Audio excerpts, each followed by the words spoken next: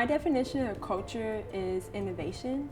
Culture is surrounded within music, fashion, art, finance, everything. I think that, especially when it comes to culture, it's something about it that's very unique, that if you are creating culture, a lot of times you're ahead of your time and you're creating something that hasn't existed, but you do it for the culture. For me, culture is doing something relatively new while looking at what has happened and creating a idea or a movement that not only inspires you, but inspires a group of people.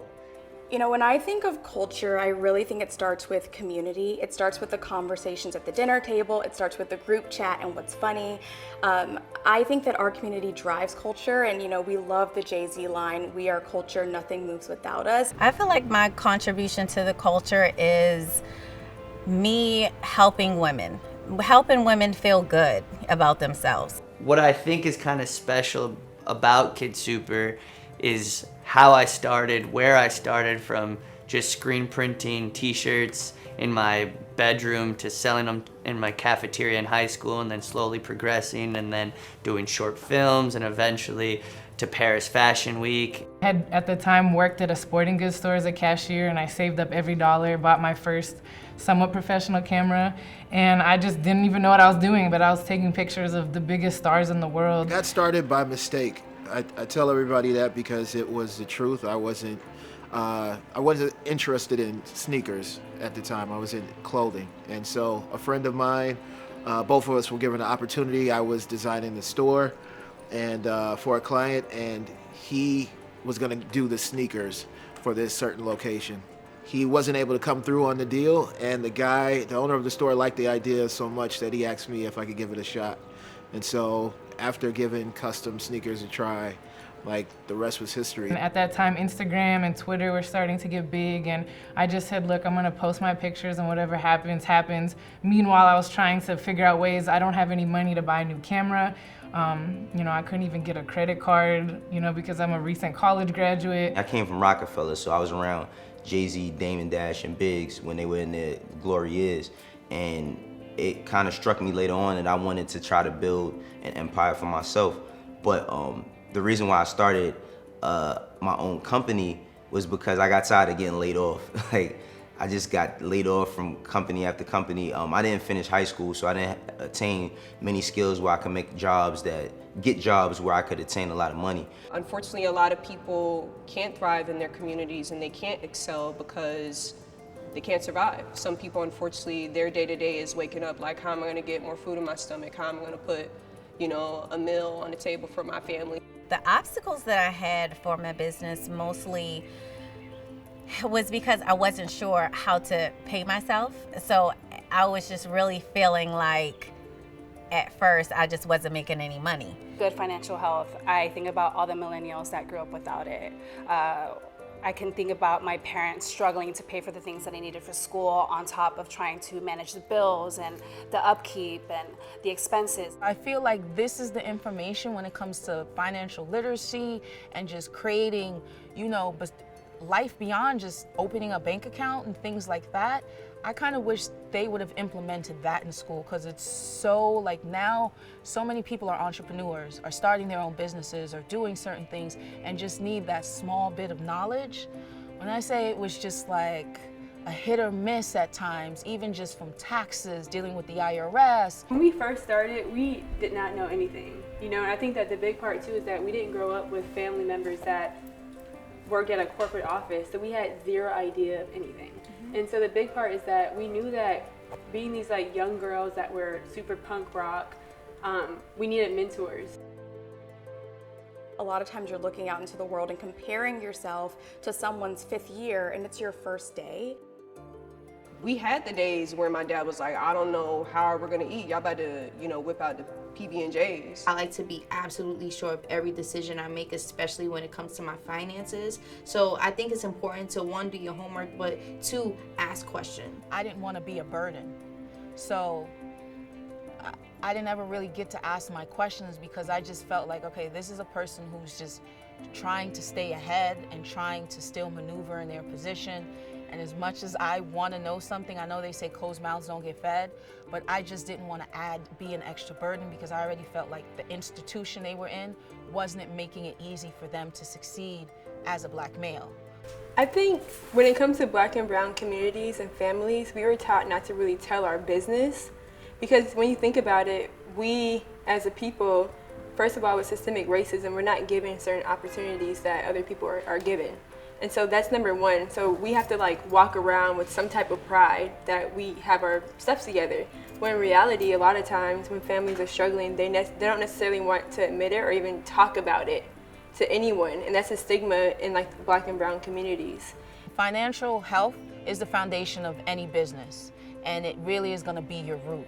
You know, if I can go back, I feel like if I had the financial health done correctly and I wasn't just doing a Google, a search, a hit or miss, I could have probably saved myself thousands of dollars, years of stress. I would invest a lot of money towards certain things that I didn't necessarily, or I shouldn't have necessarily done.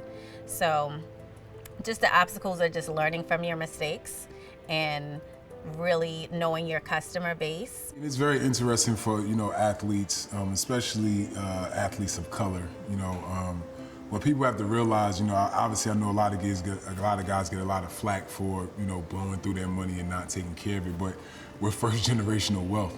You know what I'm saying? Like, we've never had a family member in our house or within our family that ever made even 6 figures. I have never had a financial advisor. I've, to be honest, had very little advice in general. You know, when people are like, oh, my mentor, I'm like, where are you guys meeting all these mentors? I was making good money, but I didn't know like what to do with so much money. So I had to learn how to like not just swipe a card left and right. It is extremely important to be very disciplined when it comes to finances. I feel like I learned at a young age. I started this business when I was 14, and I learned the importance of saving and reinvesting to get to my next level. I'm a product of no grants, no investments, no credit cards. I literally just continue to be patient and reinvest. So I had to sacrifice at a young age, stop spending money on certain things, save money in certain areas. And I feel like if I did not have that discipline, my life would be completely different today. It became really important when I started to juggle my life and had to pay for more to myself. My father especially has drilled into me the importance of saving. I've been saving for this big moment, even to this day, that I'm still waiting on what the big moment is, but I feel a certain level of comfort knowing that I've got that nest egg tucked away. So that's always been something within me. My mom and I growing up would go to thrift stores, not because I couldn't go to Abercrombie and Fitch. I just love the idea of getting more for my buck. Like, I've always been that way. One, I just feel like the banking system is a very elitist and classist infrastructure. It could be very intimidating. When you go to the bank, you have to think, like, when I started my company, I was 22 years old, right? So when I'm going to the bank, they're looking at me, I'm not coming in like a suit and a certain thing, and it's just like they're already stereotyping me. So it's like, okay, what does this kid want? Oh, just get this type of account. Just do this, just put some money in, XYZ, and blah, blah, blah. And they weren't really helpful. When you walk into one of the bigger banks, if you walk into Chase, you may see somebody that's dressed nicer than you, or maybe looks like they have more money than you do. First of all, ahead with an online bank, you're not going to quite have that because you're not going to see the other people and compare yourself to them. Great thing about Ahead is that we're going to have that financial education piece. I've taken loans into the company, yeah, and loans that we paying back, loans for equity, yeah. And it's a necessary part of growing your company. Financial health to me is everything for a young entrepreneur, a new business. Without it, your business can actually go under very quickly, no matter how much money you get. I've seen people spend $1 million in less than a couple months. I did realize that a lot of the loan officers at the time were taking advantage of a lot of people, and they were trying to put them into these like programs that were fixed for X amount of years at a negative rate.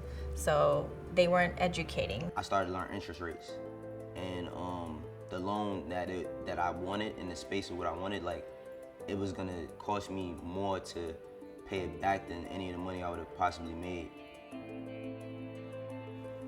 I think the opportunity for us to get ahead is to have these conversations. It feels like we don't talk about it enough. When you think about financial health, when you think about savings, when you think about just the banks in general, it's not something that we're talking enough about within our own group friends.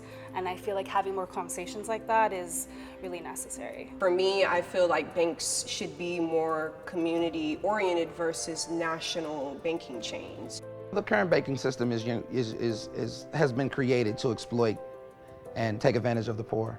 They charge high interest rates, and they do different things to exploit the fact that many people don't have things, and when you're at bay of their dealings and their works, they'll treat you like a slave. Where I'm really looking to create just better financial products that empower everyday Americans to get ahead in their finances. Fintech is the future, primarily because it's a disruptor in the economy right now, and it provides everyone with an opportunity. You know, the traditional banking environment unfortunately does not, and so the fintech environment does. It's a disruptor to the market because we understand that there are not solutions out there for everyone in terms of financial packages or solutions or tools, but the fintech market does.